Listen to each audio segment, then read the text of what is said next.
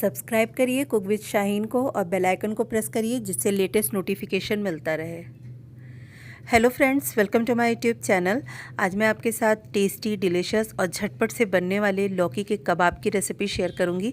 बहुत ही जल्दी ये बनकर तैयार हो जाते हैं, बनाने में बहुत ही ज़्यादा आसान है और खाने में बहुत ही ज़्यादा टेस्टी है। तो इस रेसिपी को आप एक बार ज़रूर ट्राई करें, ज़रूर बनाएं।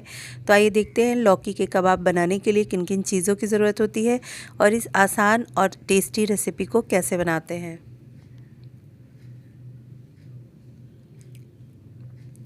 तो लौकी के कबाब बनाने के लिए मैंने 1 किलो लौकी ली है। लौकी मैंने ज़्यादा मोटी या ज़्यादा पतली नहीं ली है, फ्रेश लौकी लेनी है जिसमें मोटे बीज ना हो।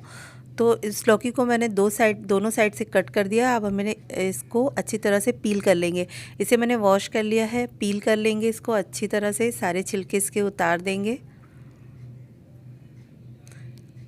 तो जब भी आप कबाब बनाने के लिए लौकी लिए तो बहुत ज़्यादा मोटी लौकी का इस्तेमाल ना करें, वरना उसमें मोटे बीज रहते हैं। तो ये मैंने लौकी को अच्छी तरह से पील कर लिया है। इसे मैंने 2 हिस्सों में कट कर लिया है और अच्छी तरह से वॉश कर लिया है दोबारा।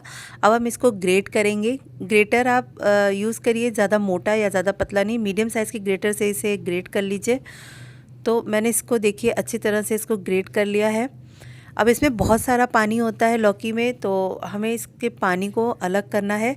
तो इसको आप हाथों की हेल्प से ही दबा दबा कर, जैसे मैंने किया है वैसे भी अलग कर सकते हैं, या आप इसे एक छन्नी की हेल्प से भी अलग कर सकते हैं, या आप किसी मलमल के कपड़े में लपेट कर भी इसका सारा पानी निचोड़ सकते हैं। तो जो भी तरीका आपको सही लगे उससे आप इसका सारा पानी निकाल दीजिए। जितना ज़्यादा पानी इसमें निकल जाएगा उतना ही ईज़िली ये कबाब बनेगा और बाइंडिंग एजेंट भी इसमें कम ही यूज़ होगा।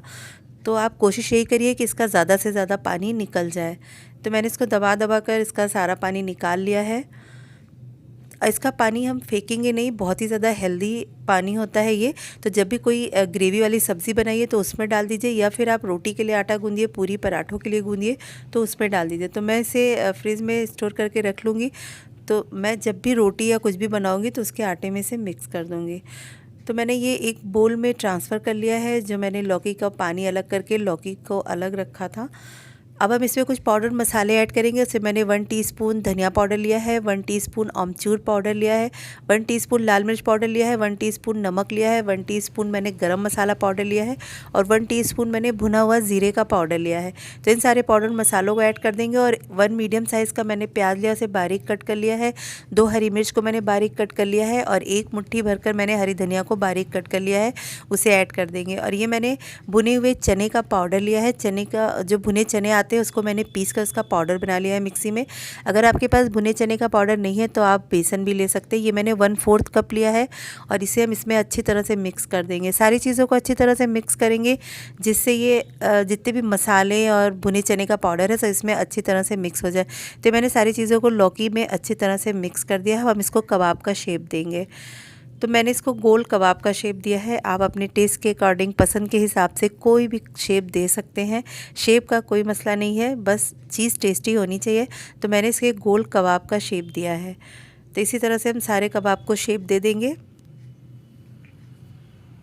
ये मैंने सारे कबाब को शेप दे दिया है। अब इसे शैलो फ्राई करेंगे। उसके लिए मैंने गैस पर एक फ्राई पैन रखा है और पैन में मैंने 1 कप ऑयल डाला है। जब हमारा तेल गर्म हो जाएगा तो हम गैस की फ्लेम मीडियम कर देंगे। हमें अपने कबाबों को मीडियम फ्लेम पर ही सेकना है जिससे ये अच्छी तरह से अंदर तक कुक हो जाए। तो हम इसमें ऑयल में ड्रॉप कर देंगे, एक बार में ज़्यादा नहीं डालेंगे। जितना पैन में जगह हो उतना ही डाल दीजिए। बहुत ही ईजिली ये सीख जाते हैं। एक साइड से हो जाए तो इसे टर्न कर दीजिए और दोनों साइड से ही इसे मीडियम फ्लेम पर सुनहरा कलर आने तक फ्राई कर लीजिए। तो ये मैंने उलट पलट कर दोनों साइड से सुनहरा कलर आने तक इसे फ्राई कर लिया है। तो अच्छी तरह से दबा दबा कर इसे सेक लीजिए। अंदर तक कुक हो जाने चाहिए, कच्चे नहीं रहने चाहिए।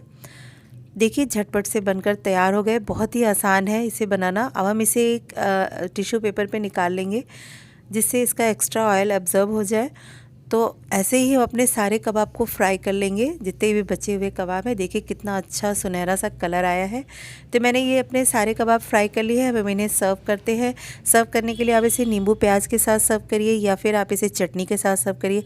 इसे आप रोटी के साथ भी खा सकते हैं, पूरी पराठों के साथ भी खा सकते हैं, या आप चाय के साथ इसे ऐसे ही चटनी या सॉस के साथ भी सर्व कर सकते हैं। तो बहुत ही टेस्टी, डिलीशियस और झटपट से बनने वाले कबाब हैं। तो इस रेसिपी को आप एक बार ज़रूर ट्राई करिए।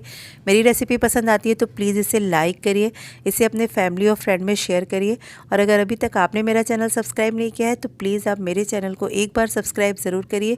मेरी इस आसान सी और मज़ेदार सी रेसिपी को एक बार ज़रूर ट्राई करिए। Thank you so much for watching my video.